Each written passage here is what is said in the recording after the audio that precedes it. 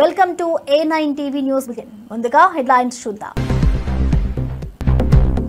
నిమిషా ప్రియ విడుదలపై KA Paul సంచలన post. ఏమేం jail నుంచి విడుదల కాబోదంటూ కేఏ పాల్ వ్యాఖ్య. మరణ శిక్షలో ఉన్న నర్సుపై కేంద్రం చర్యలు కొనసాగుతున్నాయని వెల్లడి.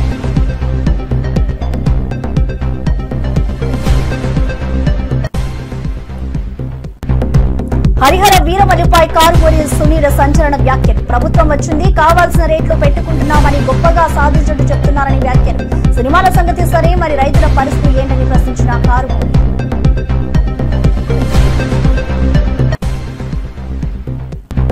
ఈటెల ఓ మోసగాడు అని బీఆర్ఎస్ ఎమ్మెల్యే విమర్శ. రేపు బీజేపీని మోసం చేస్తాడని ఈటెలపై ఆరోపణ. చీటర్ అంటూ ఈటెలపై ఆగ్రహం వ్యక్తం చేసిన కౌశిక్.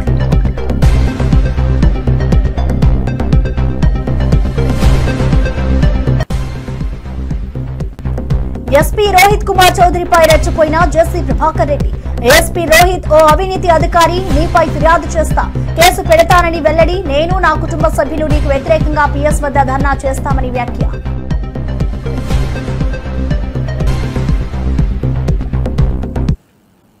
తెలంగాణ రాజకీయాల్లో కొత్త మలుపు. ఈటెల రాజేంద్రపై ఎమ్మెల్యే పాడి కౌశిక్ రెడ్డి తీవ్ర విమర్శలు చేశారు. ఈటెలను చీటర్, మోసగాడిగా అభివర్ణించారు. రేపో ఎల్లుండో బీజేపీని మోసం చేస్తాడని అన్నారు. ఈ వ్యాఖ్యలు రాజకీయ వర్గాల్లో చర్చనీయాంశంగా మారాయి. ఈటెల ఇటీవల చేసిన కార్యకలాపాలపై విశ్లేషకులు కూడా విమర్శిస్తున్నారని పాడి కౌశిక్ వ్యాఖ్యలు మరింత వేడిరా చేశాయి. బీజేపీకి ఇది కొత్త సమస్యగా మారనుందా అని రాజకీయ వర్గాలు ఆందోళన చెందుతున్నాయి. పాడి కౌశిక్ వ్యాఖ్యలతో రాజకీయ వాతావరణం మరింత వేడెక్కుతోంది. అంటే నువ్వు కాంగ్రెస్ పార్టీలోకి పోతున్నావు, అయింది రేపని వెళ్ళున్నాను ఏడజాలలో దిక్కు. ఇప్పుడు ఆల్రెడీ కేసీఆర్ గారిని మోసం చేసినావు, టీఆర్ఎస్ కార్యకర్తలను మోసం చేసినావు, హుజరాబాద్ ప్రజల్ని మోసం చేసినావు. ఇప్పుడు నిన్ను నమ్ముకుని వచ్చిన టీఆర్ఎస్ ఇచ్చిపెట్టి బీజేపీలోకి వచ్చిన కార్యకర్తలను మోసం చేసినావు. ఇవాళ రేపు ఎల్లుంటో బీజేపీని కూడా మోసం చేస్తావు. ఇంత మోసపోయిన చరిత్ర నీది. అంత దారుణమైన చరిత్ర పెట్టుకున్నా చరిత్ర తెలుసా? నీ చరిత్ర ఎవరు తెలియదా బాబు? నువ్వు చీటర్ అని తెలుసు, నువ్వు మోసగాని అని తెలుసు, అన్నీ తెలుసు. ప్రజలన్నీ కూడా గమనిస్తా ఉన్నారు. ఖచ్చితంగా మళ్ళా కూడా నేను చెప్తా ఉన్నా, హుజరాబాద్ గడ్డ మీద కూర్చొని చెప్తా ఉన్నా, 5 మండలాల్లో 5 జెడ్పీటీసీలు గెలిచేది బీఆర్ఎస్ పార్టీయే, 5 ఎంపీపీలు గెలిచేది బీఆర్ఎస్ పార్టీయే, ప్రతి గ్రామంలో ఎంపీటీసీ గెలిచేది బీఆర్ఎస్ పార్టీయే, ప్రతి వార్డు మెంబర్ గెలిచేది బీఆర్ఎస్ పార్టీయే, ప్రతి సర్పంచ్ గెలిచేది బీఆర్ఎస్ పార్టీయే, ప్రతి కౌన్సిలర్ గెలిచేది బీఆర్ఎస్ పార్టీయే, ప్రతి చైర్మన్ గెలిచేది బీఆర్ఎస్ పార్టీయే. రాసి పెట్టుకోండి, మీకు ఇవాళ చెప్తున్న మాటని. కృష్ణా జిల్లా అవనిగడ్డ నియోజకవర్గంలో హరిహర వీరమల్లు చిత్రం ఘన విజయం సాధించాలని మంగళవారం మోపిదేవి పుణ్యక్షేత్రంలో ప్రత్యేక పూజలు నిర్వహించారు. శ్రీ వల్లి దేవసేన సమేత శ్రీ సుబ్రహ్మణ్యేశ్వర స్వామి వారి దేవస్థానంలో పూజలు జరుపుకోవాలని వెంకట్రామ్ ఆధ్వర్యంలో ఈ కార్యక్రమం జరిగింది. జనసేన పార్టీ నాయకులు చిరంజీవి, పవన్ కళ్యాణ్ అభిమానులు ప్రత్యేక పూజలు చేసి చిత్ర విజయాన్ని కోరుకున్నారు. ఈ సందర్భంగా అభిమానులు, నేతలు హర్షం వ్యక్తం చేశారు. పవన్ కళ్యాణ్ గారు నటించినటువంటి ఈ హరిహర వీరమల్లు విజయవంతం చేకూరాలని ఈరోజు ఇక్కడ మోపిదేవి సుబ్రహ్మణ్యేశ్వర స్వామి దేవస్థానంలో ప్రార్థించడం. ఎందుకంటే చాలా కాలం తర్వాత పవన్ కళ్యాణ్ గారి మూవీ రిలీజ్ అవుతుంది. ఎప్పుడెప్పుడు ఆ సినిమా రిలీజ్ అవుద్దా అని చెప్పి ప్రతి ఒక్కరు కూడా, అభిమానులు కానీ అందరూ కూడా ఈరోజు 1000 కళ్ళతో ఎదురు చూస్తున్న విషయం మనందరికీ కూడా తెలిసింది. అటువంటిది ఈరోజు విజయవంతం చేకూరి మంచి పేరు తీసుకురావాలి. పవన్ కళ్యాణ్ గారు ఈ రోజున 3.5 సంవత్సరాల తర్వాత విడుదలవుతున్నటువంటి సినిమా ఇది.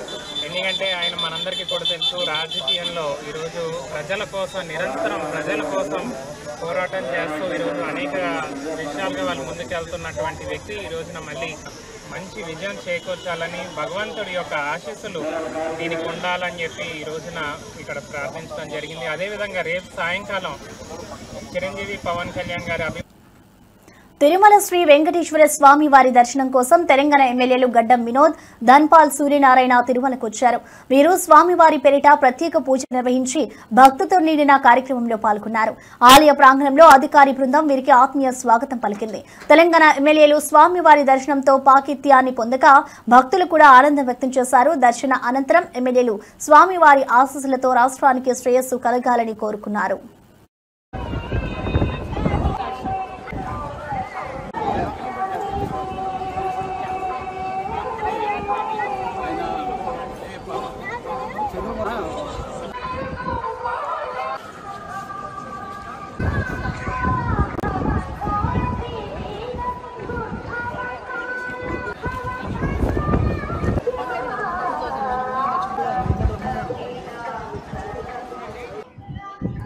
నమో వెంకటేశాయ నమః.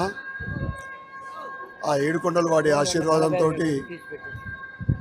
ఇరు రాష్ట్రాల తెలుగు ప్రజలు సుఖ సంతోషాలతో ఉండాలని, ఇప్పుడు ఏదైతే వర్షాకాలంలో రైతుకు అనుకూలమైన వర్షాలు, అతివృష్టి కాకుండా అనావృష్టి కాకుండా మంచి పంటలు పండించాలని, రైతు బాగుంటే మనం బాగుంటాం, దేశం బాగుంటుంది. అదేవిధంగా ఏదైతే తెలంగాణలో ప్రభుత్వం ప్రవేశపెట్టిన, ముఖ్యంగా పేదలకు ప్రవేశపెట్టిన పథకాలన్నీ కూడా అమలు అయ్యే విధంగా ఆ స్వామివారి ఆశీర్వాదం ఉండాలని కోరుకుంటూ మరొక ప్రముఖ తెలుగు నటుడు నందు తిరుమలలో శ్రీవారి దర్శనం చేసుకున్నారు. టీటీడీ ఆలయంలో ప్రత్యేక పూజలతో ఆయన భక్తులను ఆనందభరిత క్షణాల్లో ముంచేశారు. నందు దర్శనంతో ఆలయంలో సందడి నెలకొంది. ఆయన ఈ సందర్భంగా మీడియాతో మాట్లాడి శ్రీవారి దర్శనం తన జీవితంలో ఎంతో ప్రత్యేకమని అభివర్ణించారు. తిరుమలలో అభిమానులు నందును చూసేందుకు ఎగబడ్డారు.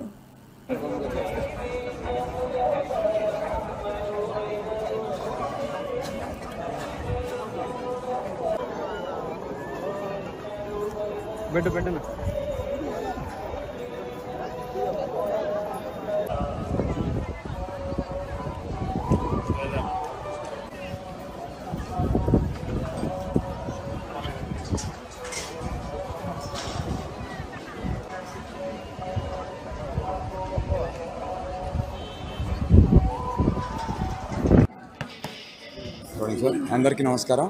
నేను మీ నందు. తిరుమల దర్శనానికి వచ్చాం, వెంకటేశ్వర స్వామి దర్శనానికి. చాలా కాలం తర్వాత నేను ఇక్కడ రావడం జరిగింది. అండ్ ఇక్కడికి వచ్చిన తర్వాత నేను గమనించింది ఏంటంటే, ఏర్పాట్లు కానీ ఇక్కడ కొత్త సిస్టమ్ ఏ రకంగా అయితే సామాన్యులందరికీ ఖచ్చితంగా దర్శనం కలిగేలాగా, ఇబ్బంది కలగకుండా సామాన్యులందరూ వచ్చి దర్శనం చేసుకునే దానికి వీలుగా చేసినటువంటి కొత్త ఏర్పాట్లు నిజంగా అద్భుతం అనే చెప్పాలి. చైర్మన్ గారికి, ఈఓ గారికి, అడిషనల్ ఈఓ గారికి స్పెషల్లీ థ్యాంక్స్ ఫర్ దాట్. ఎటువంటి ఇంతకుముందు కంపారిజన్ అని కాదు కానీ, ఎటువంటి ఎవరైనా సరే దేవుడి ముందు సామాన్యులే, అందరికీ ఒకే రకమైనటువంటి ప్రయారిటీ ఇవ్వటం, అందరికీ ఒకే రకమైనటువంటి ఈక్వల్ ఫెసిలిటీస్ కల్పించడం అలా చేస్తున్నారు. కాబట్టి చాలా చాలా సంతోషం. అండ్ నా చేతిలో చూస్తున్నారు కదా ప్రసాదాలు, అద్భుతంగా ఉన్నాయి. వచ్చినప్పుడు ఖచ్చితంగా ప్రతి ప్రసాదం తీసుకునే ప్రయత్నం చేయండి.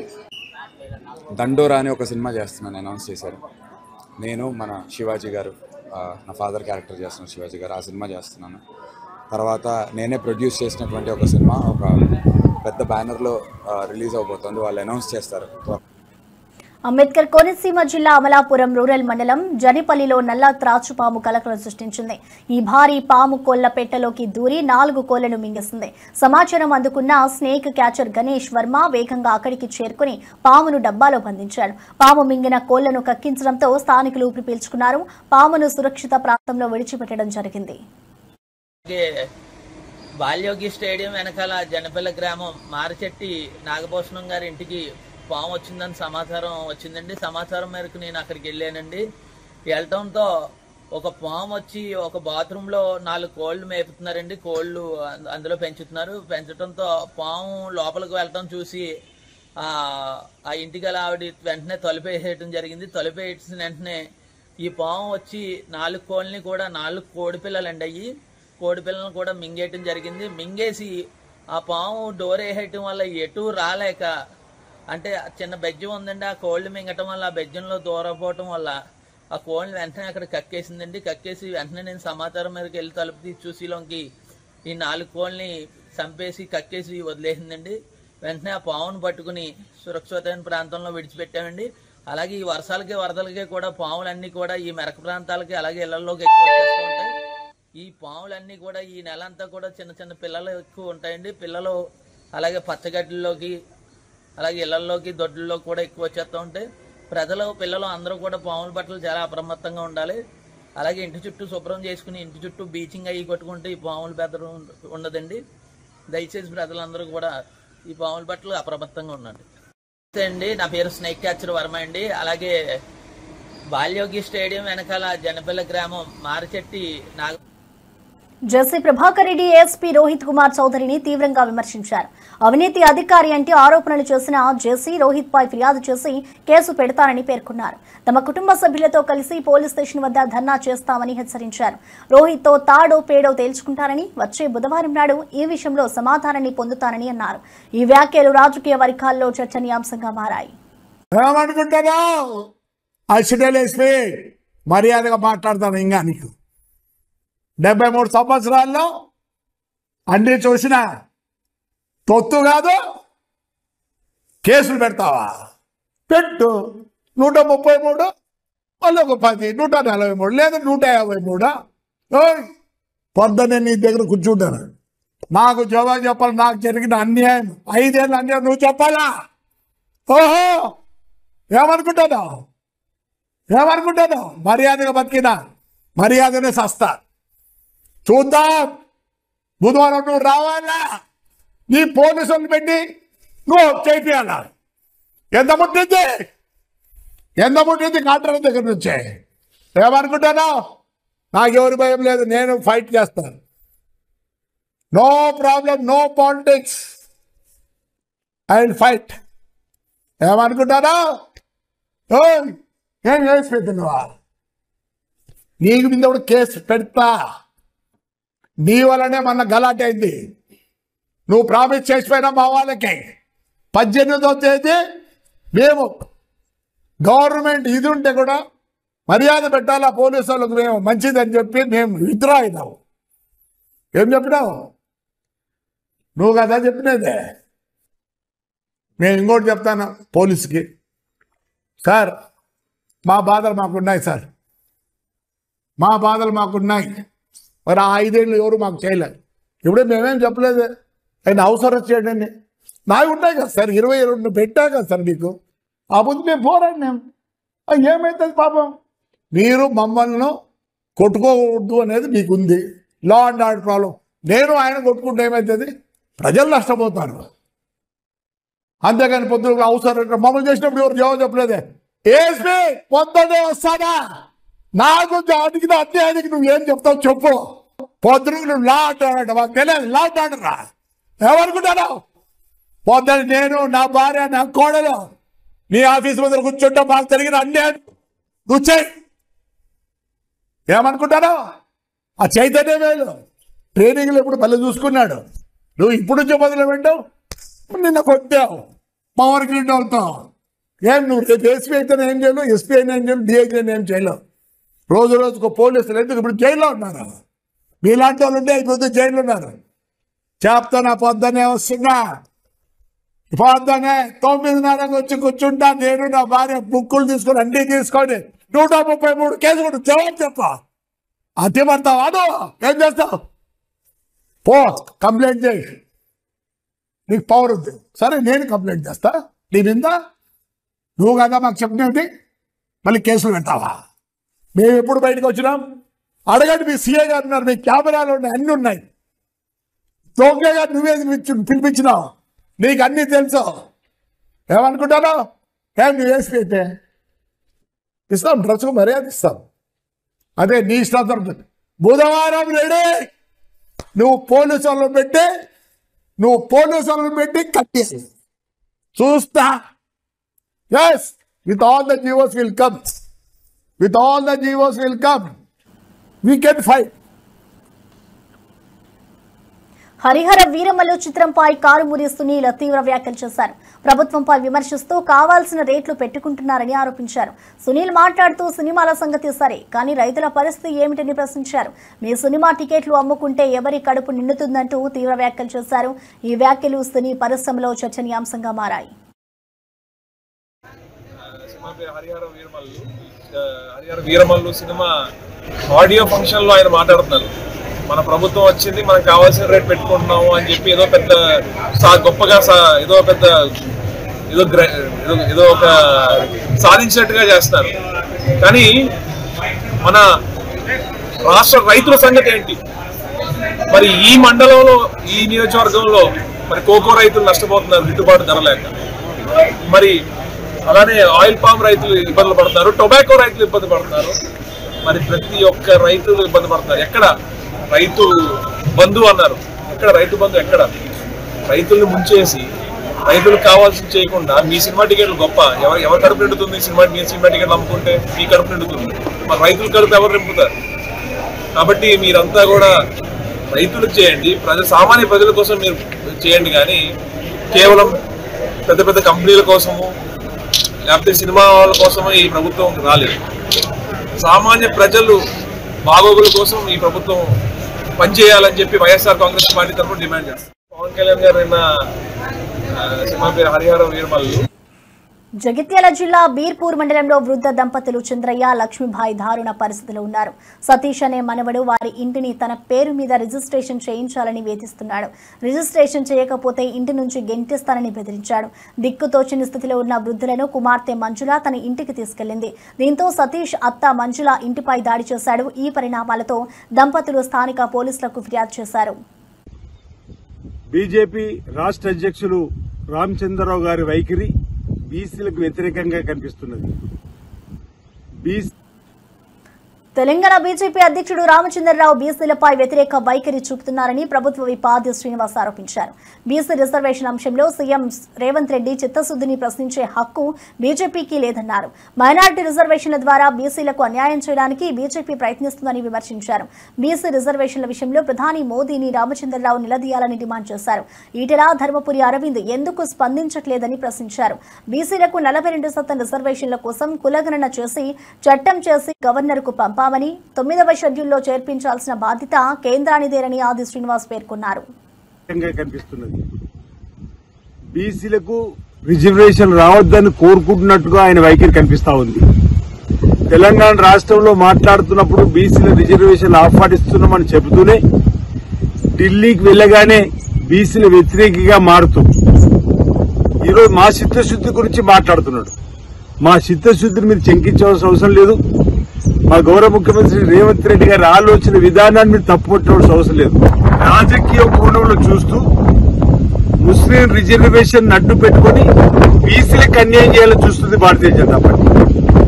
రామచంద్రరావు గారు కూడా బీజేపీ రాష్ట్ర అధ్యక్షుడు హోదాలో ప్రధానమంత్రి గారు నిలదీయాల్సినటువంటి అవసరం ఉందని మాట సందర్భం చెప్తా ఉన్నాం. ఈరోజు బీజేపీలో ఉన్నటువంటి బీసీ నేతలు ఈ అంశంలో మాట్లాడాల్సిన అవసరం ఉంది. ఎంపీలో ఉన్నటువంటి ఈటల రాజేందర్ గారు ధర్మపురి అరవింద్ ఏం చేస్తున్నారో చెప్పిన మాట సందర్భంగా సిపిఐ నేత నారాయణ పహల్గాం పర్యటనలో కేంద్ర ప్రభుత్వంపై తీవ్రమైన విమర్శలు చేశారు. పహల్గాం విషాద ఘటనకు కేంద్రం నిర్లక్ష్యమే కారణమని అన్నారు. ఆపరేషన్ సింధూర్ విషయంలో అనేక అనుమానాలు ఇంకా నివృత్తి కావాలని పేర్కొన్నారు. పహల్గాం ఉగ్రదాడి, ఆపరేషన్ సింధూర్ అంశాలను పార్లమెంట్లో చర్చించి సమగ్ర విచారణ జరగాలని నారాయణ డిమాండ్ చేశారు. సింధూరి ట్రైనింగ్ పోవాలంటే దాడులు మొత్తం చేశారు. వర్షాలు ఎక్కువైనాయి. వాళ్ళు ఎక్కడైతే కాల్పులు చేశారో అక్కడ చూడడానికి కుదరలేదు. అదే పెద్ద విషాదం. అయితే ఈ విషయం టోకన్ ఉన్న వాళ్ళంతా మాట్లాడతారు.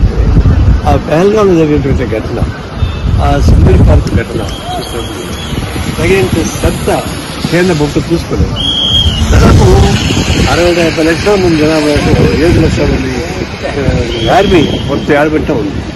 ప్రతి 200 గజాలకు ఒక క్యాంప్ ఉంటుంది. అంత ఇంటెన్సివ్ గా ఉన్న చోట మన పిలికల్స్ అంతా ఉంటే అక్కడ వచ్చి విచ్చలవిడిగా కాల్చిపోయేసి 20 మంది కాల్చేసి అందులో నవ్వద్దు చేసేసారు. ఇవన్నీ చూసినప్పుడు సరైన శ్రద్ధ తీసుకోవడం అభిప్రాయం లోకల్కి అందరికీ ఉంది. ఆ తర్వాత జరిగిన ఘటన పైన కూడా సింధూరి యాక్షన్ ప్లాన్ తీసుకున్నటువంటి దానిపైన అనేక విధంగా అనుమానాలు ఉన్నాయి. అంటే ఈ అనుమానం నివృత్తి కావాలంటే పార్లమెంట్లో చర్చ జరగాలి. ఏం జరిగింది అక్కడ దాన్ని చెప్పాలి. పార్లమెంట్లో చర్చ జరగకుండానే అమరావతి రాజధాని నిర్మాణం పునఃప్రారంభమైందని మంత్రి నారాయణ తెలిపారు. 360 ట్రంక్ రోడ్లకు సంబంధించిన టెండర్లు ఇప్పటికే పిలిచినట్లు పేర్కొన్నారు. 1500 కిలోమీటర్ల లేఅవుట్లకు సంబంధించిన టెండర్లు సైతం పూర్తయ్యాయని చెప్పారు. 2014-19 కాలంలో టెండర్ పనులను గత ప్రభుత్వం నిలిపివేస్తుందని విమర్శించారు. ప్రస్తుతం అన్ని పనులు వేగంగా కొనసాగుతుండటంతో అమరావతి అభివృద్ధి దిశగా అడుగులు పడుతున్నాయని వెల్లడించారు. అక్కడ సివరేజ్ వాటర్ కానీ, డ్రింకింగ్ వాటర్ కానీ, ఎలక్ట్రికల్ లైన్స్ కానీ, వాకింగ్ పాత్స్ కానీ, సైక్లింగ్ పాత్స్ కానీ అన్నీ ఇంటిగ్రేటెడ్గా యాక్చువల్గా అవి వేగవంతంగా వర్క్స్ జరుగుతున్నాయి. అదేవిధంగా లేఅవుట్స్కి సంబంధించి దాదాపు 1500 కిలోమీటర్స్ లేఅవుట్స్ టెండర్స్ కూడా ఆల్మోస్ట్ అన్నీ అయిపోయినాయి. ఆ వర్క్ కూడా టేకాఫ్ అయింది. అదేవిధంగా ఏదైతే అధికారుల కోసంగా 4000 హౌసెస్ 2014-19లోనే టెండర్లు ఇచ్చి ఆ వర్క్స్ టేకప్ జరిగింది. అయితే గత ప్రభుత్వం ఆపేసింది. అయితే వాటిని మళ్ళీ ఈ ప్రభుత్వం రాగానే ఉన్న లీగల్ హర్డిల్స్ అన్నింటినీ ఎటువంటి ఇబ్బంది లేకుండా ఓవర్కమ్ చేసి ఆ వర్క్స్ కూడా టెండర్ పిలవడం జరిగింది. ఇవన్నీ అన్ని వర్క్స్ టేకప్ అయినాయి. ఇవాళ నేను జడ్జెస్ బంగ్లాసు, మినిస్టర్ల బంగ్లాలు, ఐఏఎస్ ఆఫీసర్ల బంగ్లాలు, తర్వాత ఐఏఎస్ ఆఫీసర్ల అపార్ట్మెంట్లు, ఈ ఎమ్మెల్యే ఎమ్మెల్సీల యొక్క అపార్ట్మెంట్ ఇవన్నీ యాక్చువల్గా పరిశీలించి అధికారులతో డిస్కస్ చేశాను. చిన్న అంటే మ్యాన్ పవర్ ఆల్మోస్ట్ 90% పెట్టారు, ఇంకా 10% పెట్టాలి. అదేవిధంగా ఎక్విప్మెంట్ అంటే ఇప్పుడు కన్స్ట్రక్షన్ సంబంధిస్తే షంటింగ్ సామాన్ పెట్టాలి కొంత, ఇంకా ఒక 20% షార్టేజ్ ఉంది. అది కూడా ఈ నెలాఖరుగా పెడతామన్నారు. దానికి సంబంధించిన లేబర్ ప్రపోర్షియేట్ కూడా ఈ నెలాఖరుగా చేస్తామన్నారు. ఈరోజు తీసుకుంటే అమరావతి క్యాపిటల్ సిటీలో ఎమ్మెల్యేలు ఎమ్మెల్సీలకి దాదాపు 12 టవర్లు 288 హౌసెస్ కడుతున్నాం, 288 అపార్ట్మెంట్స్, 12 టవర్లు. అదేవిధంగా ఆల్ ఇండియా సర్వీసెస్ ఆఫీసర్స్కి, ఐఏఎస్ ఆఫీసర్స్కి, వాళ్ళకి ఐపీఎస్ ఆఫీసర్లకి 6 టవర్లు, 144 అపార్ట్మెంట్స్. ఇవి కూడా దాదాపు అయిపోయింది. మనం అక్కడే ఉన్నాం, ఇప్పుడు మనం ఉండేది అక్కడే, ఫినిషింగ్ కూడా అయిపోయింది. ఇంటర్నల్గా కొంత ఫర్నిచర్ని దాన్ని సెర్చ్ చేస్తున్నారు. అదేవిధంగా ప్రిన్సిపల్ సెక్రటరీస్ తీసుకుంటే 25 బంగ్లాలు, సెక్రటరీస్ బంగ్లాలు తీసుకుంటే 90, అదేవిధంగా జడ్జెస్ బంగ్లాస్ తీసుకుంటే 36, మినిస్టర్స్ బంగ్లాస్ తీసుకుంటే 35. జగదీప్ ధన్కడ్ ఉపరాష్ట్రపతి పదవికి రాజీనామా చేయడంతో కాంగ్రెస్ ఎంపీ చామల కిరణ్ కుమార్ రెడ్డి తీవ్ర దిగ్భ్రాంతి వ్యక్తం చేశారు. ఉదయం సభలో జగదీప్ ధన్కడ్ దేశ భవిష్యత్ కోసం పార్టీలకు అతీతంగా విభేదాలను పార్లమెంటు బయట వదిలిపెట్టాలని సూచించినట్లు తెలిపారు. ధన్కడ్ నిర్మాణాత్మక మార్గంపై మంచి సందేశం ఇచ్చిన వ్యక్తి అని కీర్తించారు. ఆయన నిజంగా ఆరోగ్య సమస్యలతోనే రాజీనామా చేసి ఉంటే త్వరగా కోలుకోవాలని ఆకాంక్షించారు. జగదీప్ ధన్కర్ గారు కొద్దిసేపటి క్రితం వారి రాజీనామా పత్రాన్ని రాష్ట్రపతి గారికి పంపించడం జరిగింది. దాంట్లో వారి ఆరోగ్య రీత్యా ఈ నిర్ణయం తీసుకున్నట్టు వారు తెలియజేశారు. ఈ మొదటి రోజు వానాకాల సమావేశాలలో ఈరోజు పొద్దున కూడా చాలా కన్స్ట్రక్టివ్ లైన్, ఓ మంచి మెసేజ్ని పంపించే ప్రయత్నం చేసిర్రు జగదీప్ ధన్కర్ గారు. పార్లమెంట్ సమావేశాలలో పార్టీలకు అతీతంగా అటు ప్రతిపక్షాలైనా ఇటు అధికారంలో ఉన్నటువంటి సభ్యులైనా వారికి ఉన్నటువంటి విభేదాలను పార్లమెంట్ బయటనే వదిలిపెట్టి వచ్చి పార్లమెంట్ సమయాన్ని వృధా చేయకుండా భారతదేశ ప్రగతి కోసం, భారతదేశ భవిష్యత్ కోసం పనిచేయాలంటూ ఒక మంచి మెసేజ్ ఇచ్చినటువంటి నాయకుడు జగదీప్ గారు.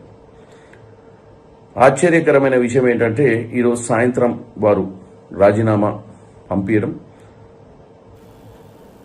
చాలా బాధాకరమైన విషయం. బీసీ వర్గాలకు అన్యాయం జరిగితే ఊరుకునేదే లేదని మంత్రి పొన్నం ప్రభాకర్ హెచ్చరించారు. బీసీ రిజర్వేషన్లు 9వ షెడ్యూల్లో అసాధ్యమని వ్యాఖ్యానించిన బీజేపీ తెలంగాణ అధ్యక్షుడు తన నిజ స్వరూపాన్ని బయటపెట్టాడని అన్నారు.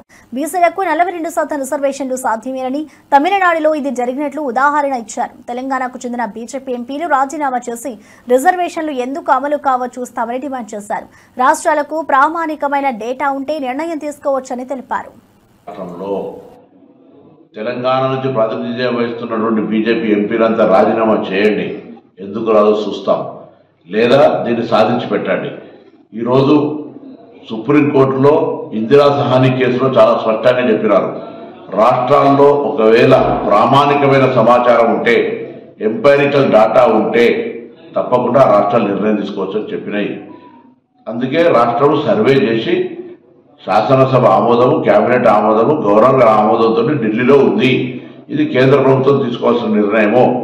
తప్పకుండా రాష్ట్ర ప్రభుత్వం కట్టుబడి ఉంది. 42% రిజర్వేషన్లకు ఎట్లయినా బరాబర్గా అధికారికంగా అమలు చేస్తాం.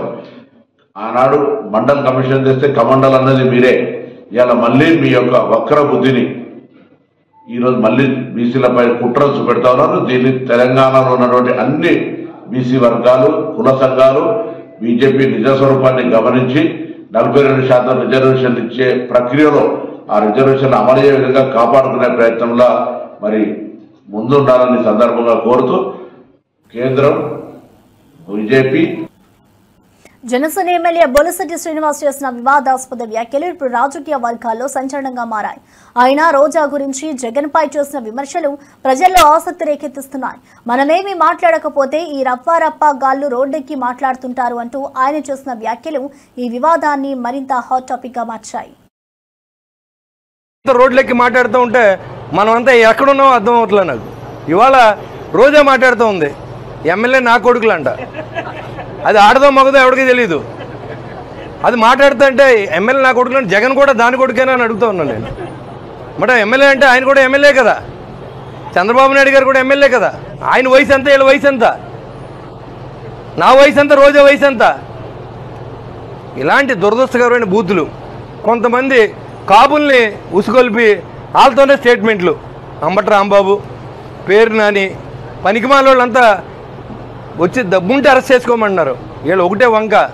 వీళ్ళందరూ ఏమో ఇళ్లలోని ఆడవాళ్ళు తిట్టి, చంద్రబాబు గారిని తిట్టి, కన్నాలు వేసి, వీళ్ళందరూ ఇవాళ ఏంటంటే కక్ష సాధింపు పేరుతో మేము జైలుకి వెళ్తున్నాం, మళ్ళీ కూటమి ప్రభుత్వం కక్ష సాధిందని చెప్తూ ఉన్నారు.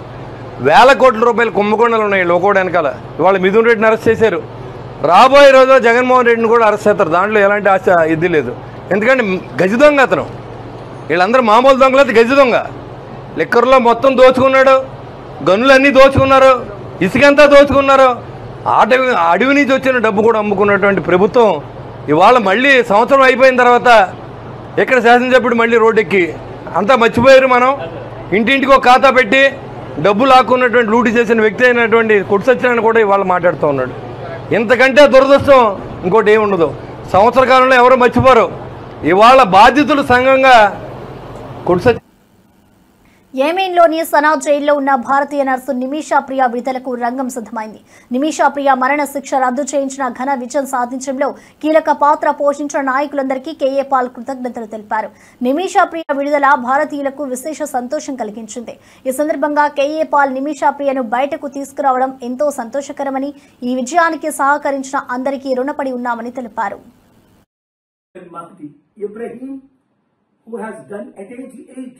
Marvelous job, day and night for the last 10 days, and I want to thank all the leadership that is involved to make this a great success. That Nimisha Priya death is cancelled. By God's grace, she will be released and taken to India. I want to thank Prime Minister Modi ji for preparing to send, please, your diplomats to Oman, whichever side, and take Nimisha professionally, safely. And I want to thank Nimisha's mother, who stayed so faithfully in Sana, in that dangerous place. And her husband, Thomas, I spoke to, faithfully help him in president ఉత్తరం రాశాను. 12వ తారీఖు immediate గా call వస్తే chairman గారితో ఇక్కడికి వచ్చేసాను. 13 నుంచి continue meetings. 16ని తన్ను చంపేస్తారు అని అన్ని కన్ఫర్మ్ అయిపోయి మీడియాలో మనం చూసాం. కుటుంబం ఒప్పుకోలేదు, గవర్నమెంట్ ఒప్పుకోలేదు, ఎవరో ఒప్పుకోలేదు. అప్పుడు దేవుడికి ఏడ్చుకున్నాం కదా, ప్రార్థన చేశాం కదా, మీరందరూ ప్రార్థించారు. ముస్లిం లీడర్స్, మీరు అక్కడ ఉన్న క్రిస్టియన్ లీడర్స్, హిందూ లీడర్స్ అందరూ ప్రార్థించారు నిమిషా ప్రాణాన్ని కాపాడడం కొరకు. అలాగే అనేక ప్రాణాలు మనం కాపాడాలి, ఇదొకటే కాదు. కానీ దీని ప్రాముఖ్యత ఏంటి అన్నది తర్వాత మీకు అర్థమవుతుంది. ఇది ఎట్లా జరిగింది అన్నది మీకు తర్వాత అర్థమవుతుంది, ఇప్పుడు కాదు. ఇప్పుడు ఆ కుటుంబాన్ని అందరికీ నేను వందనాలు చెప్తున్నాను. ముఖ్యంగా మీడియా మిత్రులు, మీరే గాని ఇది హైలైట్ చేయకపోతే నాకు తెలియకపోతే, అసలు నాకు తెలిసిందే ఢిల్లీలో ఒక సీనియర్ మోస్ట్ మన తెలుగు మీడియా మిత్రుల ద్వారా. మరిన్ని అప్డేట్స్ కోసం చూస్తూనే ఉండండి A9 టీవీ న్యూస్.